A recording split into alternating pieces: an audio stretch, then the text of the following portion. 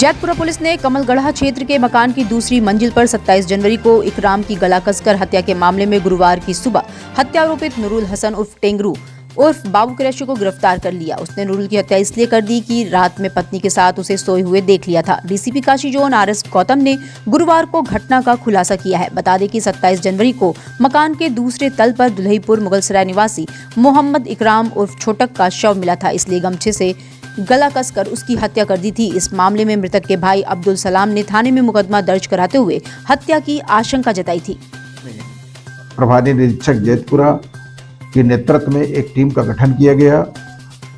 उस टीम ने सारे साक्ष्यों को संकलित करते हुए CCTV फुटेज, सर्विलांस व फोरेंसिक के साक्ष्यों को लेते हुए एक अभियुक्त को गिरफ्तार किया है।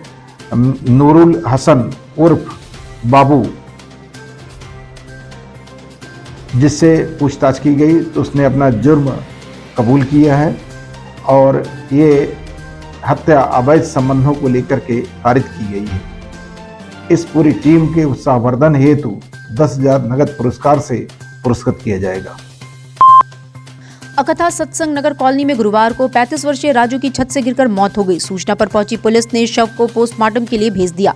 मृतक की पत्नी को पुलिस पूछताछ के लिए थाने ले गई है। वो सत्संग नगर का ही निवासी था। थाना प्रभारी धर्मपाल सिंह ने बताया कि राजू नशे का आदी था। घर की चाबी खो जाने के कारणवश वो परेशान था। घर में जाने के लिए वो नशे की हालत में पाइप पकड़कर छत पर चढ़ने की कोशिश कर रहा था। इसी दौरान वो गिर गया, जिससे उसकी मृत्यु हो गई। मृतक राजू सफाई कर्मी था। परिवार में पत्नी बबीता और 2 साल की बेटी है। रोहनिया थाना क्षेत्र के हरदतपुर में गुरुवार की सुबह तेज रफ्तार SUV कार ने 3 बिजली के खंभों को टक्कर दी। इसके बाद हवा भरने की दुकान के सामने खड़ी ऑटो में टक्कर मार दी। इस दुर्घटना में SUV चालक व प्रयागराज निवासी ऋषि कुमार समेत 5 लोग घायल हो गए। दुर्घटना के बाद मौके पर भीड़ जुट गई। सभी घायल पास के निजी अस्पताल में प्राथमिक उपचार कराकर घर चले गए। पुलिस ने SUV और ऑटो को कब्जे में ले लिया है। क्षेत्रीय लोगों ने बताया कि SUV की रफ्तार काफी तेज थी। हरदतपुर के पास अचानक SUV असंतुलित हो गई। इसके बाद वो लहराते हुए एक के बाद एक 3 खंभों में टक्कर मारते हुए ऑटो से जा टकराई। काशी की प्राचीन गुलाबी मीनाकारी कला को आज अंतर्राष्ट्रीय स्तर पर पहचान मिल चुकी है। PM मोदी और उत्तर प्रदेश के मुख्यमंत्री योगी आदित्यनाथ के प्रयासों से अब इसकी पैकेजिंग पर विशेष ध्यान दिया जा रहा है। वाराणसी का GI और ODOP उत्पाद गुलाबी मीनाकारी के शिल्पियों को अब अपने हुनर को अंतर्राष्ट्रीय बाजार में भेजना आसान हो जाएगा।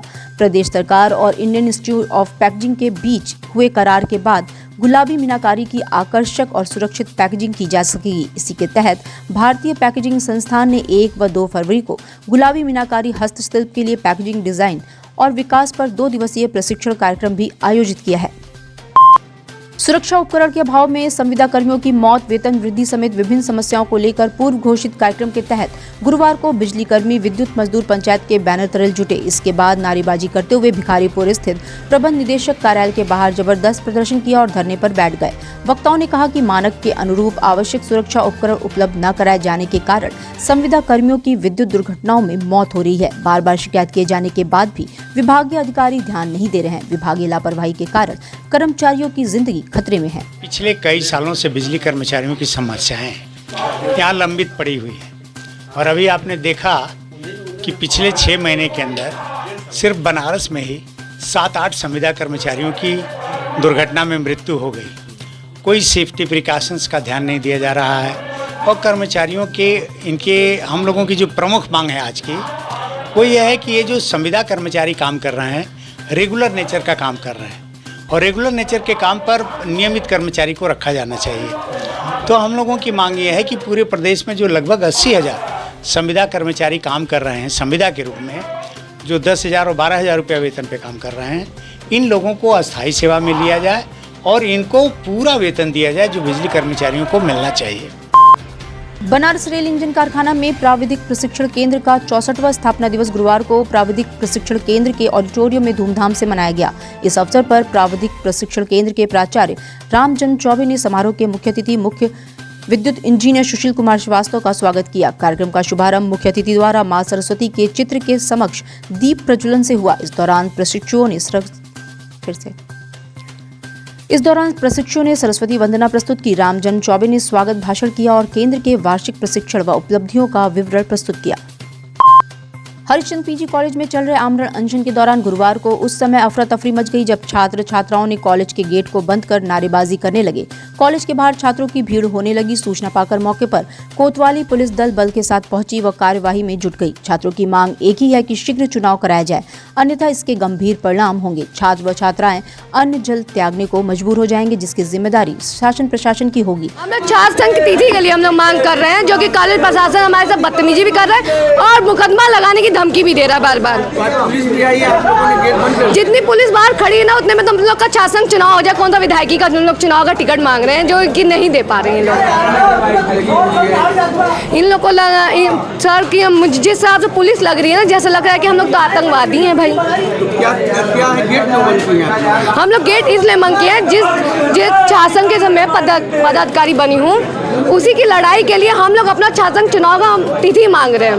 तो जायज़ बात है, जिस बच्चों के लिए हम लड़ रहे हैं तो हमारे लिए कौन लड़ेगा? अगर आपकी मांगे पूरी नहीं होती तो हम लोग आमरण अनशन भी कर सकते हैं, भूख हड़ताल।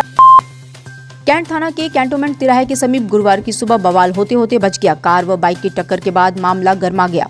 पत्थर मारकर कार का शीशा तोड़ दिया गया। इसके बाद दोनों पक्षों के आपस में टकराव व पत्थरबाजी की आशंका प्रबल हो गई थी। संयोग अच्छा रहा कि इसी बीच पहले वाराणसी पुलिस में तैनात रहे, वर्तमान में एसटीएफ में एएसपी विपिन राय मौके पर पहुंच गया। उन्होंने कैंट पुलिस को घटना की जानकारी दी, वहीं समझाकर दोनों पक्षों को शांत कराया। पुलिस के पहुंचने के बाद वो वहां से निकल गए। इसके बाद बवाल टल गया। प्रदेश के मुख्यमंत्री योगी आदित्यनाथ 2 दिवसीय दौरे पर 4 फरवरी को फिर काशी आ रहे हैं। उनके आगमन के मद्देनजर जिलाधिकारी एस राजलिंगम ने गुरुवार की सुबह 10 बजे बैठक कर विभागीय अधिकारियों को जिम्मेदारी सौंपी। आगमन के दौरान सीएम योगी विकास परियोजनाओं और G20 की तैयारियों की समीक्षा करेंगे। सूत्रों के अनुसार योगी आदित्यनाथ 5 फरवरी को सीर गोवर्धनपुर स्थित संत रविदास की जन्मस्थली पहुंचकर जयंती समारोह में शामिल होंगे। संत के दर्शन पूजन के बाद लंगर छकेंगे। इसके बाद वो G20 सम्मेलन की तैयारियों की समीक्षा करेंगे। सीर गोवर्धनपुर स्थित संत रविदास मंदिर में 5 फरवरी को संत के जन्मोत्सव की तैयारियों का जायजा लेने गुरुवार को डीएम एस राजलिंगम और पुलिस कमिश्नर अशोक मुथा जैन पहुंचे। दोनों अधिकारियों ने मंदिर परिसर के अलावा आसपास के पंडालों में रह रहे श्रद्धालुओं की व्यवस्था का निरीक्षण किया। अधिकारियों ने मंदिर ट्रस्ट प्रबंधन से लोगों से बात कराई। रसोई घर के अलावा लंगर आदि के स्थान भी देखे। इस दौरान प्रबंधन ने कुछ स्थानों पर सुरक्षा कर्मियों की तैनाती की मांग की। इस पर पुलिस कमिश्नर ने एसीपी भेयूपुर को निर्देश दिया। इसके बाद अधिकारियों ने पूरे मेला क्षेत्र का निरीक्षण किया।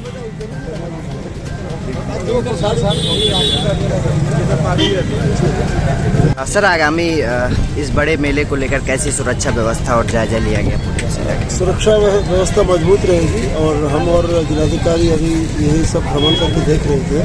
ऑलरेडी पूरी प्लानिंग हो चुकी है और तमाम बाहर के राज्यों के लोग आ रहे हैं, तमाम VVIPs भी आने की संभावना है और काफ़ी यहाँ हर साल ठीक ठाक लोग दूसरे राज्यों से विशेषकर पंजाब से आते हैं, तो उसके लिए ड्यूटियाँ लगा दी गई है और बेहतर व्यवस्था रहेगी। ठीक। डिजिटल इंडिया का digital new platform live VNS पिछले 7 वर्षों से बनारस की सेवा में। पाइए बनारस के कोने कोने की खबर निष्पक्षता के साथ। लाइव VNS से बनारस की ताज़ा तरीन खबरों के लिए प्ले स्टोर से डाउनलोड कीजिए लाइव VNS ऐप या फॉलो कीजिए लाइव VNS को सोशल मीडिया पर।